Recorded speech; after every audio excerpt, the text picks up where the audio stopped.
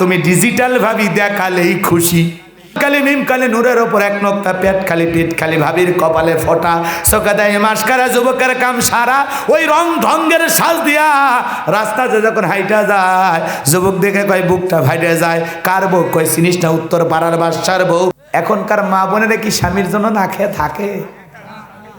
আগে খায় বসে থাকে। আসে যদি বলেন এই শেফালি একটু ভাত দাও, কয় টেবিলে বাইরে রাখছি, গুরুত্বপূর্ণ সিরিয়াল হচ্ছে। কথা কয় না কেন? এই সিরিয়াল দেখাই লাগবে। কথা কয় না কেন? সিরিয়ালের নাম কি এখন তার বুঝি না। না হলে বুঝি না, হলে নাগিন নাকি কাল নাগিনী নাকি, ওই নাগিন দেখে ইও ঘরের ভিতর নাগিনের ট্রেনিং নিচ্ছে, ইও কাল নাগিনীর মতো হচ্ছে। কথা কয় না কেন? হ্যাঁ, বলে আজে বাজে সিরিয়াল দেখে ওরা চরিত্র ধ্বংস করতেছে, সাথে সাথে আমার দেশের মা বোনদের চরিত্র নষ্ট হয়ে যাচ্ছে। কথা বলে ঠিক কি না? আপনাদের ঘরে অবশ্য টেলিভিশন নাই, এলাকায় ডিশের লাইন নাই চাচা, তাই না? আসবে কিভাবে? যে ভাঙ্গা রাস্তা, ডিশের লাইন কোন দিক দিয়ে আসছে? ভাঙ্গা রাস্তা দিয়ে আসছে, তার ফুটে হয়নি, তার ঠিকই আছে, লাইন ক্লিয়ার না? হ্যাঁ, মা বোনদেরকে বলতেছি, মা ও মা, এই সিরিয়াল আপনাকে খারাপের দিকে নিয়ে যাচ্ছে, ভালোর দিকে নিয়ে যায় না। কথা বলে ঠিক না? রাগ করতেছেন? কি যে আজে বাজে সিরিয়াল দেখে চরিত্র নষ্ট করতেছে। যাই হোক, সিরিয়াল নিয়ে আমি এর আগে অনেক বক্তৃতা দিয়েছি, আজকে ওই দিকে যাবো না, হালকা একটু বলে দিলাম। কষ্ট হচ্ছে মনে হয়? বিরক্ত হইতেছেন? আমার ভাইয়েরা, মা বোনদের বলে দিয়ে যায়, মা স্বামীর ভালোবাসা পেতে হলে মা স্বামী বলার আগেই স্বামীর খেদমত করা লাগবে। মা বলদের আমল কম দাম বেশি। 1 নাম্বার নামাজ, 2 নাম্বার রোজা, 3 নাম্বার ফরজ পর্দা, 4 নাম্বার স্বামীর খেদমত। এই 4টা আমল যদি মা বোনেরা করতে পারে, 8টা জান্নাতের দরজা আমার আল্লাহ মা বোনদের জন্য খুলে দেবেন। বলেন সুবহানাল্লাহ। মা বোনেরা নামাজ পড়ে না, জোহর পরে আসরের সময়, আসর পরে মাগরিবের সময়, আর হাঁসের বাচ্চা মুরগির বাচ্চা খুঁজবার যায় মাগরিবের নামাজ আর পড়া হয় না। আর এশার পরে সিরিয়াল দেখা লাগবে, এজন্য ভাগ্যে এশার নামাজ হতে না। কথা কয় না কেন? রাগ করতেছে না মনে হয়? ওরা রোজা রাখে ঠিক মতো। কথা কয় না কেন? রোজার বেলা কিন্তু মা বোনে মানে না খায়ের বেলা ওরা পাক্কা, স্বামীর সাথে রাগ করে 7 দিন খাবে না। বাপ রে বাপ, আছে না নেই? ওরা না খেয়ে থাকার ব্যাপারে মা বোনের 1 নাম্বার। আপনারা জানেন কিনা জানি না, আমি জানি। কথা কয় না কেন? হ্যাঁ, না খেয়ের ব্যাপারে আমি যদি একটু 19-20 মানে ফোনে হোক আর যেভাবে হোক একটু 19-20 হয়ে গেছে, দেখবেন উনি আর খাচ্ছে না। হ্যাঁ, রাগ করতেছেন? এখন পরে ওনাকে অনেকভাবে বুঝাইতে হবে, তারপরে উনি খানা খাবেন। আছে না নাই? আছে না নাই? আপনাদের ঘরের মনে এরকম নাই? হাই রে, এই ভাই আপনাদের কাছে একটাই অনুরোধ, খবরদার 2টা মাস বইয়ের সাথে ঝগড়া করবেন। একটা হলো পৌষ মাস আর একটা হলো মাঘ মাস। যে প্রচণ্ড শীত, এই শীতে যদি বইয়ের সাথে ঝগড়া করে রাতের বেলা কম্বলের ভিতরে না নেয়, লেপের ভিতরে না নেয়, তা আপনার অবস্থা খুবই খারাপ। কথা কয় নাকি? এক স্বামী স্ত্রী ঝগড়া লাগছে, স্ত্রী বলছে আমি তোমার সাথে কোনো কথা বলবো না, ঘরে জায়গাও দেবো না। একের ঘর থেকে স্বামীকে ধাক্কা দিয়ে বের করে দিয়েছে। স্বামী তো প্রচণ্ড ঠান্ডায় কাঁপতেছে, কিন্তু ওই যে বিড়ি খরছে। কথা কয় নাকি? হাতে আছে কি? আগুন, ফায়ার, ম্যাচ। কথা বোঝেন নাই? ওইটাকে দিয়ে কয়েকটা খেয়ারপুটে এক জায়গায় করে আগুন দিয়ে তাপ নিতেছে। লেপের তাপ ভাগ্যে জুটলো না, তো আগুনের তাপ নিতেছে। তাপ নিতে নিতে খেয়ারপুটের মাথা দিয়ে একটু আগুন লঙ্গিতে লাগছে। ভিতর থেকে বউ মনে করতে স্বামীটা গেল কই, একটু দেখি তো তাকায়া। জানালা দিয়ে তাকায়া দেখো, ও বাইরে যাওনি, এখানে তুমি আগুন পোহাইতেছো। কি বলেন আপনারা? আগুনের তাপ নিতেছে। তো স্ত্রী লক্ষ্য করে দেখছে, বাপ রে বাপ, একটু আঙ্গুন স্বামী লঙ্গিতে লাগছে। এখন আমি যদি চুপ করে থাকি, ও ক্ষতি তো আমারই বেশি, আর পুরে যদি সব শেষ হয়ে যায়, ক্ষতিকা বইয়ের। এবার চিন্তা ভাবনা করতেছে, কথা তো বলবো না, কিছুক্ষণ আগে বলছি, তখন কি বলা যায়? তখন মনে করেন মুখটা বেঁকা করে, স্বামীর দিকে মুখ না করে আর এক দিক মুখ বেঁকা করে বলে, আমি কারোর সাথে কথা বলি না, কারো লঙ্গিতে আগুন লাগলেও বলবো না। যেই বলেছে স্বামী তাকায় দেখে লঙ্গিতে আগুন। বাপরে বাপ, তাড়াতাড়ি আগুন কোনো মতে নিভাইয়া ঘরের দরজা এসে বলে, তোর পায়ে ধরে হাতে পড়ি, দরজাটা খুলে দাস, যে বড় উপকার করছিস, তোর পা ধরে আমি কাঁদবো। কথা বলছেন নাই? আজকে তুই যদি না দেখতিস তো আমি পুড়ে শেষ। কথা কর না কে? এই জন্য মাঝে মাঝে ওরা রাগ করে, অভিমান করে, খাবার খায় না। এই জন্য মা বোনেরা রোজা রাখতে পারে ভালো, ওরা নামাজ যদিও কম পড়ে রোজা রাখে ভালো। কথা কয় না কে? কিন্তু মা বোনেরা পর্দার বেলায় পর্দা করতে চায় না। জানালার পর্দা ঠিক আছে, দরজার পর্দা ঠিক আছে, মা বোনেরা নিজের শরীরে পর্দা দিতে চায় না। এরকম মহিলা আপনাদের এলাকায় আছে না নাই? মা বোনদের জন্য পর্দা করা নফল না ফরজ। ওয়াকরনা ফি বুয়ুতিকুন্না ওয়ালা তাবাররাজনা তাবাররুজাল জাহিলিয়াতিল উলা। আল্লাহ বলে, নারীরা তোমরা ঘরের ভিতর অবস্থান করো, খবরদার জাহিলিয়াতি যুগের মেয়েদের মতো নোংরা অশ্লীল পোশাক পরে নিজের দেহকে প্রদর্শন করো না। নারীরা ঘরের ভিতরে থাকলে নিরাপদে থাকবে। কোন নারী যদি বাইরে যায় বোরকা পরে পর্দা পরে যেতে হবে। একটা নারী যদি ঢিলালালা বোরকা পরে হাত মোজা পা মোজা লাগায়া রাস্তা দিয়ে হাইটা যায়, মনের অজান্তে শ্রদ্ধা সম্মানে মাথাটা নত হয়ে আসে। কথা বলেন ঠিক কে না? কিন্তু বিউটি পার্লারে সাজ দিয়া রং রং কইরা পর্দা না কইরা লামকালি মিমকালি নূরের ওপর এক নোক্তা পেট খালি পিঠ খালি ভাবির কপালে ফোটা চোখে দেয় মাস্কারা যুবকের কাম সারা ওই রং ঢঙ্গের সাজ দিয়া রাস্তাতে যখন হাইটা যায় যুবক দেখে কয় বুকটা ফাইটে যায়। কার বউ? কয় জিনিস না উত্তর পাড়ার বাসার বউ। কয় জিনিস একটা ভালোই পাইছে। ওই মহিলা তখন বলতেছে, এই বেহায়া যুবক, তোদের ঘরে কি মা বোন নাই? যুবক দেখে বলে, আমার ঘরে মা বোন আছে, কিন্তু তোমার মতো নির্লজ্জ বেহায়া বেপরদা না। আমাদের মা বোন বোরকা পরে পর্দা করে, আর তুমি ডিজিটাল ভাবি দেখালেই খুশি। এ কথা বল না কে? কিছু কিছু মা বোন আছে পর্দায় থাকে, শান্তি পায় না। একটু বেপরদায় চলে নিজেকে নিয়ে একটু ফুটানি মারায়, একটু সুন্দর যে মানুষকে দেখাইতে হবে না। দেখো, চাইয়া দেখো, আমি রূপবতী গুণবতী সুন্দরী চুমকি। আছে না নাই?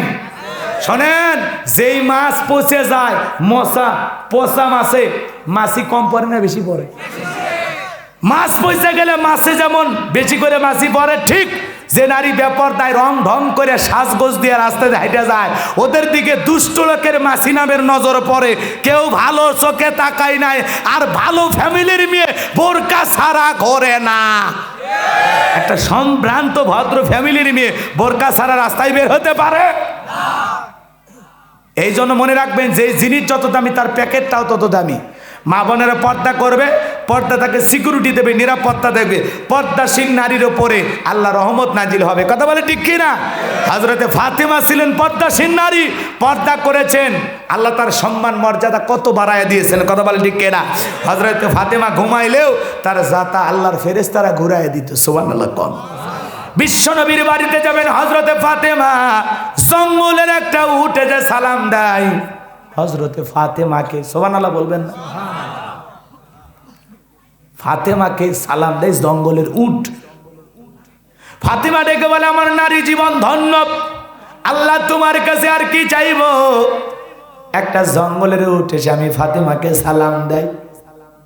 সুবহানাল্লাহ বলে। ডেকে বলে, ফাতেমা, আমি তোমাকে বিশ্বনবীর বাড়িতে পৌঁছায় দেব। আমার ভাইরা, হযরতে ফাতেমা বিশ্বনবীর বাড়িতে যাওয়ার পর দরজায় ডাক দেয়, বাবা দরজা খুলে দাও। বিশ্বনবী দরজা খুলে দিলেন। হযরতে ফাতেমা তাকায়া দেখে নবীজি চোখের পানি ছেড়ে দিয়ে এত কান্না করেছেন, এত কান্না করেছেন, দাড়ি ভিজে গেছে, জুব্বা ভিজে গেছে। হযরতে ফাতেমা ডেকে বলে, বাবা কি হয়েছে আপনার? কেন ঘরে দরজা বন্ধ করে কাঁদেন? ছোটবেলায় মাকে হারিয়েছেন, সেই কথা ভেবে বুঝি কাঁদেন? নাকি আমার মা খাদিজা চলে গেছে এই জন্য আপনি কান্না করেন? নাকি আপনার চাচা আবু তালিব বড় ভালোবাসতো, চাচার কথা ভেবে কান্না করতেছেন? নবীটিকে বলে, মা ফাতেমা, আমি আমার মায়ের কথা ভেবে কাঁদি না, তোর মা খাদিজার কথা ভেবে কাঁদি না। আমার চাচা আবু তালিবের কথা ভেবে কাঁদি না, আমি কাঁদি। জিবরাইল যখন আমাকে মেরাজ করতে জান্নাত দেখাইলো রে মা, জান্নাত দেখার পরে মনটা এত খুশি হয়ে গেল, আল্লাহকে ডেকে বললাম, আল্লাহ আমার গুনাহগার উম্মতকে তুমি জান্নাতি হিসেবে কবুল করে নিও। জান্নাত দেখে হইলাম খুশি, আল্লাহর কাছে দোয়া করলাম বেশি আমার গুনাহগার উম্মত যেন হয় জান্নাতবাসী। সুবহানাল্লাহ।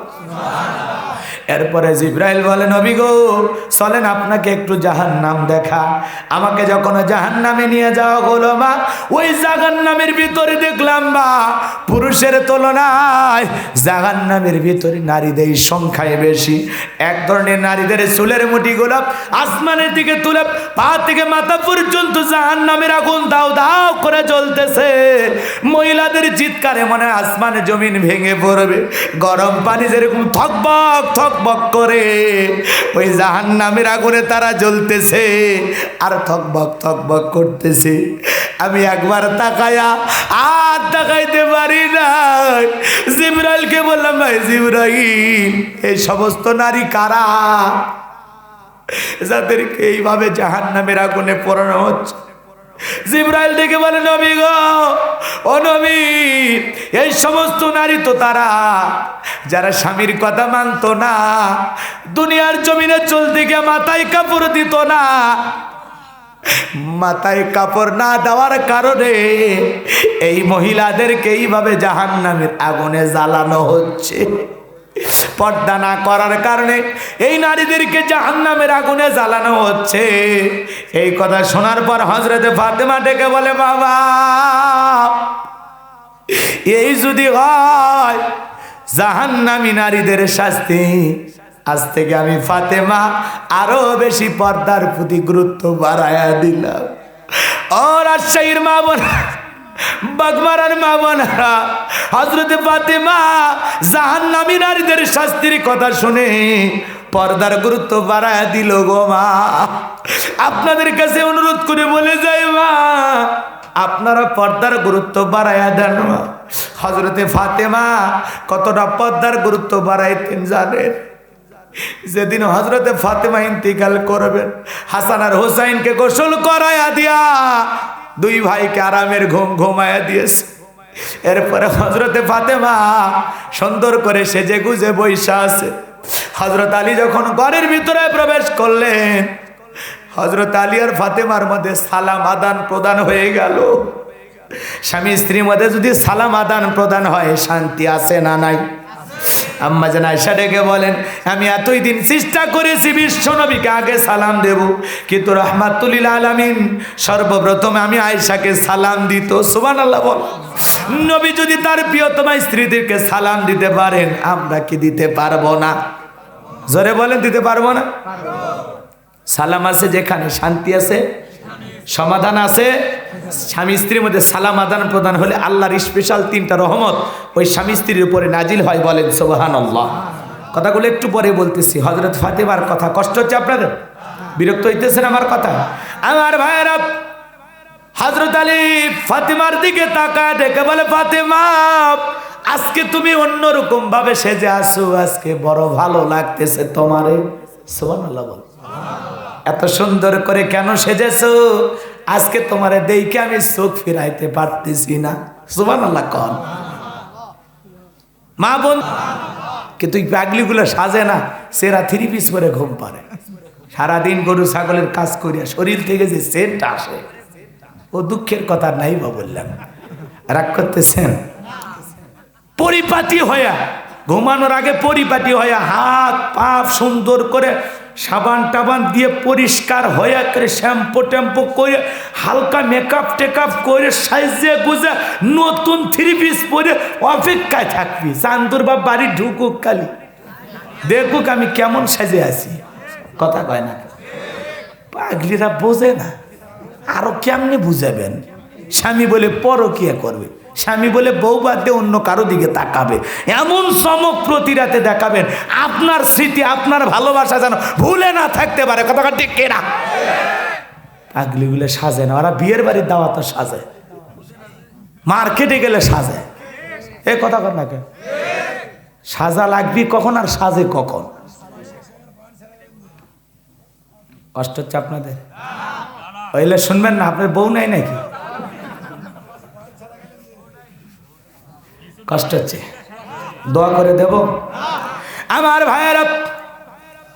হযরত আলী ডেকে বলে, ফাতেমা আজকে তোমাকে এত সুন্দর রাখতেছে, আমি তো চোখ ফিরাইতে পারতেছি না।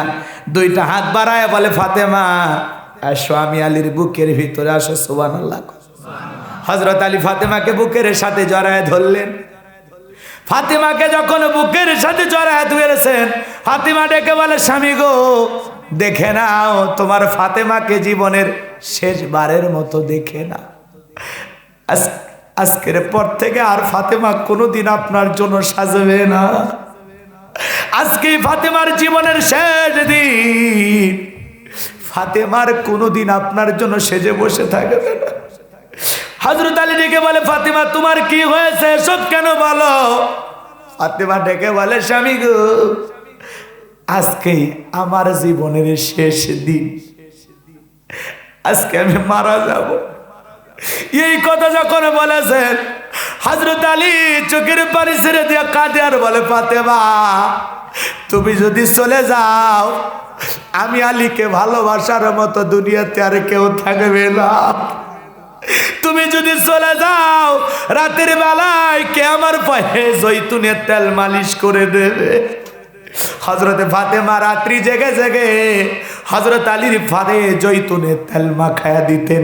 আলী ডেকে বলে, ফাতেমা তুমি যে আমার পায়ে তেল মালিশ করো, তুমি তো জান্নাতি নারীদের সর্দারনী, তারপরে এমন কেন করো? ফাতেমা ডেকে বলে, স্বামী গো জান্নাতি নারীদের সর্দারনী আমি, এটা আমি জানি, আর তুমি স্বামীর খেদমত করে জান্নাত পাবো এটা আমি মানি। সুবহানাল্লাহ বলো। মা বোনদের বলে যায়, মা ভালো করে কথাগুলো শুনে যান। হযরত আলী ডেকে বলে, ফাতেমা তুমি যদি চলে যাও, আমার হাসান আর হোসাইন কারে মা মা বলে ডাকবে। ফাতেমা তুমি এমন কথা বলো না। হযরতে ফাতেমা ডেকে বলে, স্বামী জন্মিলে মৃত্যু হবে, আমি ফাতেমার যাওয়ার বেলা হয়ে গেছে। আপনার কাছে যাওয়ার আগে ছোট্ট আমার একটা অনুরোধ, আমি ফাতেমা ইন্তেকালের পরে বেশি মানুষকে আপনি জানাজার জন্য ডাকবেন না, কারণ আমি ফাতেমা মারা গেলে মানুষজন শুনলে চতুর্দিক দিয়ে ভিড় করবে। আমি ফাতেমা কতটুকু লম্বা ছিলাম না খাটো ছিলাম, আমি কতটুকু মোটা ছিলাম না চিকন ছিলাম, মানুষ বুঝতে পারবে, আমার পর্দার সমস্যা হবে। ও বাগমারা রাশির মা বোনেরা, হযরতে ফাতেমা সেদিন ইন্তেকাল করবে, মা ওই দিন পর্যন্ত পর্দার কথা চিন্তা করেছে, আর এত ওয়াজ নসিহত এত বলা, এরপরে আপনারা পর্দা করতে চান না। মা গো মা ভালো করে বুঝবেন, মা আপনার চারটা আমলের মধ্যে ভালো করে বোঝেন, নামাজ পড়া লাগে ওক্ত মতো সবসময় পড়া লাগে না, না রোজা রাখা লাগে নির্ধারিত মাসে সব সময় রাখা লাগে না, আর স্বামী থাকবে যতক্ষণ, খেদমত চলবে ততক্ষণ। এই চারটি আমলের মধ্যে সবচেয়ে দামি আমলের নাম হলো পর্দা। নারীর জন্য 24টা ঘন্টা পর্দা করা, নিজের সতীত্বের হেফাজত করা 24টা ঘন্টায় ফরজ। এই চারটার মধ্যে সবচাইতে দামি আমলের নাম হলো পর্দা করা, নিজের লজ্জাস্থানের হেফাজত করা। কথা বল ঠিক কিনা? কষ্ট হচ্ছে আপনাদের?